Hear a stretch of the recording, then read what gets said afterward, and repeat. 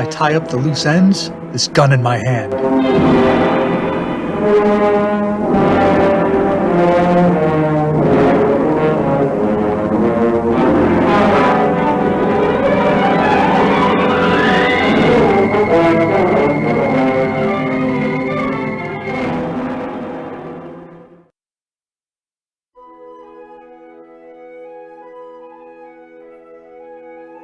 In the countryside near Parabellum City lies a shuttered farmhouse, abandoned since the Dust Bowl. Shortly before dusk, two men crouch behind a tractor near the west side of the farmhouse. One man is covered by a hooded purple unitard and domino mask, his face and hands pale. He wears a wide black belt with a skull on the belt buckle, and his swimsuit area is striped black and gray. He is known around the world as the Phantasm. The other man wears dungarees and a blue plaid shirt. If I don't specify that the second man's face and hands are brown, and you later hear he's African, you'd be like, "Buried lead, why didn't you mention that first thing? This is very important to me, so I know what to think of him."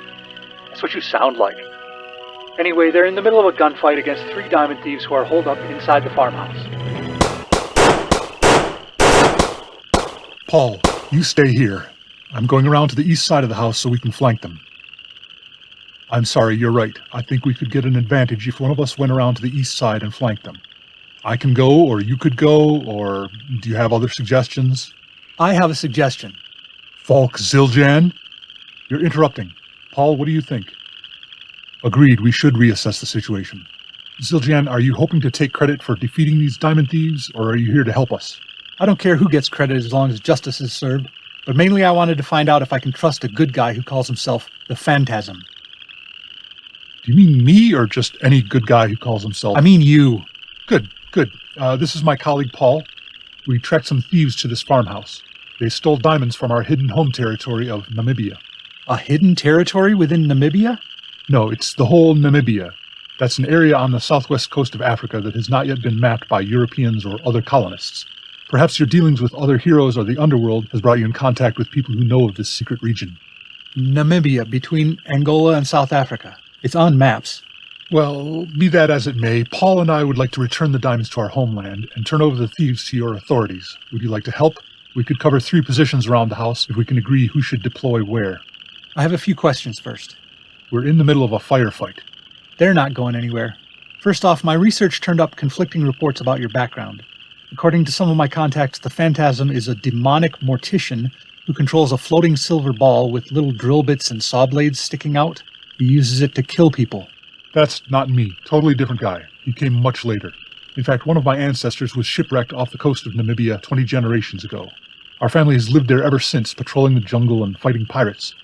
I tried to get that guy to stop using our name, but my forefathers, who called themselves the Phantasm, never copyrighted or trademarked the name. So we get these pretenders once in a while. Other sources claim the Phantasm is a ruthless French supercriminal who steals jewels and artwork, leaving pregnant ladies in his wake. That's my cousin, Fan Thomasina. She's out of control. We're hoping it's just a phase she'll grow out of. No idea how she leaves a trail of pregnant ladies behind her, though. They say you have a dog named Diabolic? With a K, yes. Diabolique. He was somewhat bitey as a pup. Makes him a little more intimidating when I call his name to sick him on lawbreakers. And you named your horse Criminal. Also with a K, yes. I was going through a phase with Italian comic books when I was a teenager. Nobody gets the references, but it's too late to rename them. You're another good guy surrounding himself with skull iconography in his costume. I don't really think of it as part of my costume. My skull ring has been in the family for hundreds of years, handed down from father to son, all the way back to the first Phantasm. And the same for the skull on your belt buckle? Oh, no, I had that since before I became a crime fighter. I ordered it from a Johnson Smith catalog. It just looks cool. My dad didn't like me adding it to the Phantasm costume, but they already had the ring, so now it's a motif. Sources say you have some command over the people where you live. They think of you as a god. No, not at all. You may have noticed when you arrived, I was just discussing strategy with Paul. Which one of us should move to the other side of the house to flank the thieves? We are absolutely equals. I respect his opinions.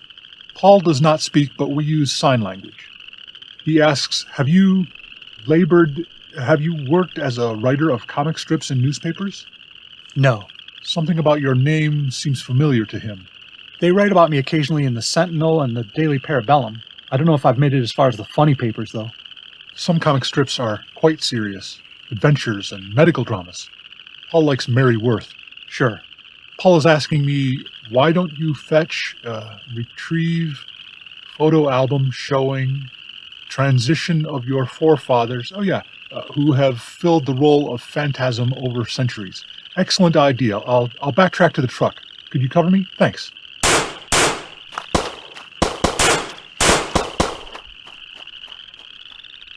He's an okay guy. Oh, you can speak. He doesn't set himself up as a god like his father or grandfather did. They thought they had fooled us into believing the Phantasm was one immortal being just because they handed down the same costume from one generation to the next. As if we couldn't tell when the 60-year-old man in purple suddenly became 20. But they have been great for tourism. All these Europeans and Yanks come gunning for them to hire porters and buy ammo and equipment and run around the hills hunting the Phantasm. It's great for our economy.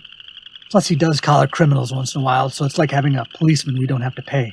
Here he comes. Please don't spoil it for him. It would break his heart. Are they still inside? We didn't see anybody come out. Super. Now, here's an etching of the fourth Phantasm. He's the earliest one who was able to commission a portrait artist. I would love to look through these some other time, but the main reason I came to see you is to enlist your aid. I've stumbled across an international cabal that's too large for me to handle alone. Have you heard of the World Crime Syndicate? No. Are there any pirates in it? I'm not sure. Maybe. Well, I can help you either way. Who are they? What kind of crimes do they commit? My sources say these villains are the cause of problems associated with their names, so stopping them will stop the problems. There's Colonel Racism, Miss Patriarchy, Dr. Intellectual Property Master. He helps maintain patents on medical treatments and vaccines that could prevent deadly diseases, so people who are suffering or dying have to be rich to afford treatment. I imagine Dr. Intellectual Property Master must be reviled. Especially if there was some kind of regional outbreak or even a global pandemic. Imagine if there were limited supplies of medicine and rich countries received them first, while poor countries had to wait a year or two. Yeah, that guy is an absolute scumbag. If people knew where he lived, they'd swarm his house and just drag him out in the street. This is the kind of person guillotines were made for. Anyway, who else? Oh, there's also the Xenophobe and the Big Oat Tree. Now, I don't know where to find... There's a criminal called the Big Oat Tree?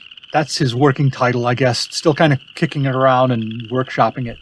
Running it up the flagpole and seeing if anybody salutes. I don't know where to find the World Crime Syndicate or if they have a headquarters, but I have one lead. Miss Patriarchy has been somewhat careless with her secret identity. My sources say she's a stay-at-home mom. She also makes vlogs with house cleaning advice, but I haven't had a chance to find out what a vlog is. It sounds like Eastern European or something.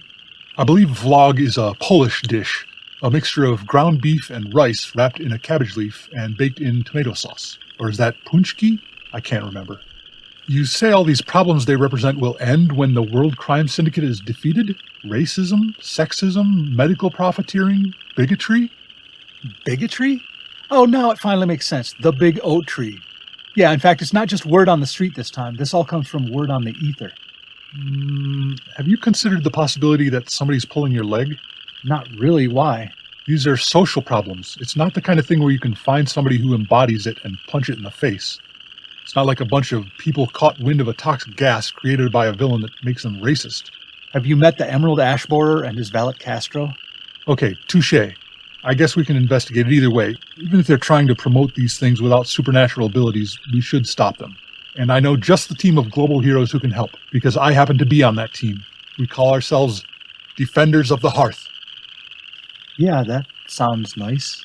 You know, like one of those big old-timey fireplaces where you do your cooking? A hearth.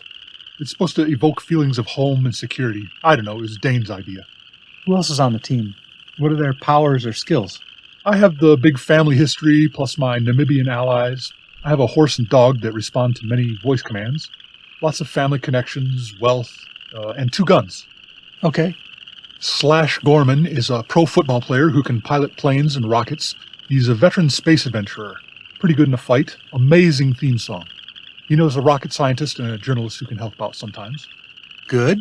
Then there's Mark Dane, the magician. There we go. So he can cast spells on the World Crime Syndicate. Big advantage having him on our side. He's a stage magician. He can make some doves fly out of his vest and things like that. It can be startling, but he's not going to shoot lightning at anybody.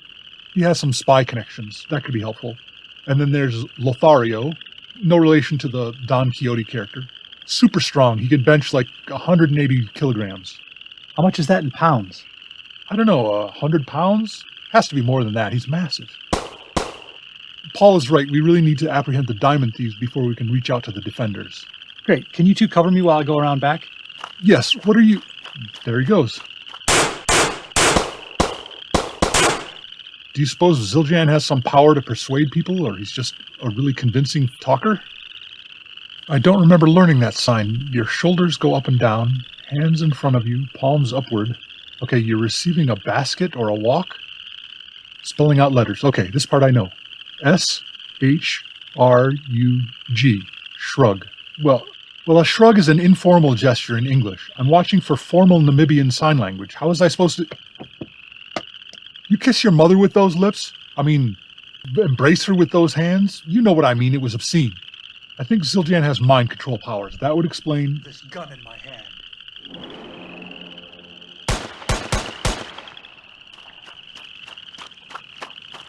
All set. Let's go.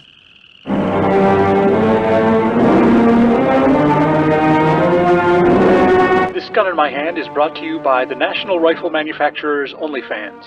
Just kidding, they didn't have money to sponsor us, but as you can tell, they're finding creative new ways to raise funds. Dad, wait! What does 3 gunshots in a church sound like? Jesus, don't tell me there's been another mass shooting in a church this month. No, it's a joke. Pew, pew, pew. That's what 3 gunshots in a church sound like. Billy, can you run these bits past the PR team before broadcasting them next time? Pew, pew. Here are Billy and Denise with a word from our real sponsor. Are we going to put on another show?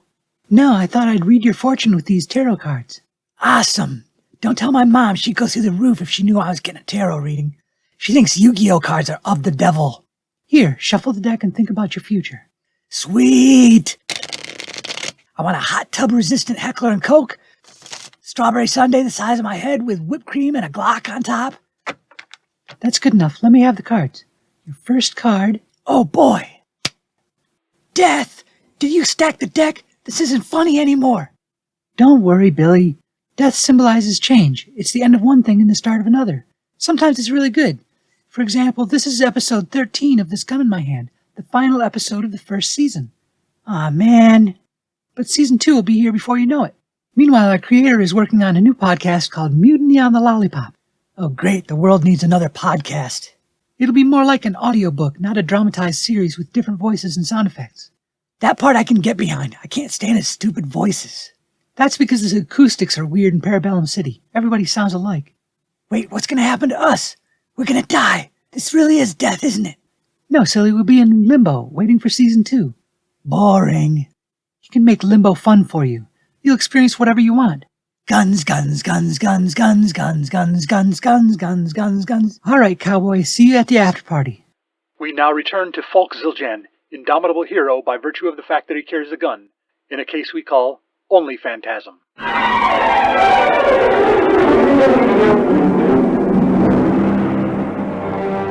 Paul, would you like the last of the trail mix bars? I thought you liked the cherry dark chocolate ones. No, I don't really like them either. Gar must like them. He always packs this kind. Should we wait for the defenders to meet us at this farmhouse, or should the 3 of us follow up on that lead on Miss Patriarchy? You won't have to do either, hon. Who are you? It's Miss Patriarchy. I recognize her from her dust mop unboxing video. I thought I'd heard of all the martial arts, but what is unboxing? That's enough talking is what that is. And I brought some friends. You can come out from behind the combine, boys. They're all here. The World Crime Syndicate, Colonel Racism, Dr. Intellectual Property Master, the Xenophobe, Big Oat Tree. You thought you were outclassed by us, but we're just the heralds for the leaders of the World Crime Syndicate. My God, it's Captain Capitalism, Hair Hierarchy, Meritocracy. What? Meritocracy. He's incredibly dangerous. He convinces you that you deserve every unfair thing that happens to you. How do you say it? Meritocracy, like meritocracy, but with a knot in the middle. He hasn't firmly settled on the name.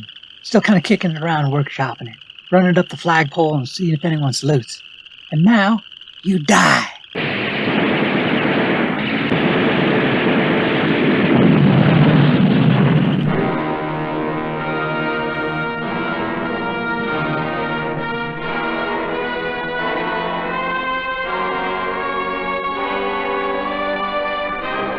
OnlyPhantasm, episode 13 of This Gun in My Hand, was brought to you by Rob Northrop. Why don't you come up and rate and review it sometime? Visit thisguninmyhand.blogspot.com for full credits, show notes, details on how to subscribe, and the whole reason for this podcast, so you can buy my books. Little Heist in the Big Woods and Other Revisionist Atrocities is for sale in PDF format for $2.99. Seriously, stay tuned for, you can check out thisguninmyhand.blogspot.com to see my next upcoming podcast, which will actually be called Mutiny on the Lollipop. I feel a little weird asking this, but would you mind if I borrowed your OnlyFans account? Just to log on and kind of look around? Cool, thanks. What's your password? This gun in my hand.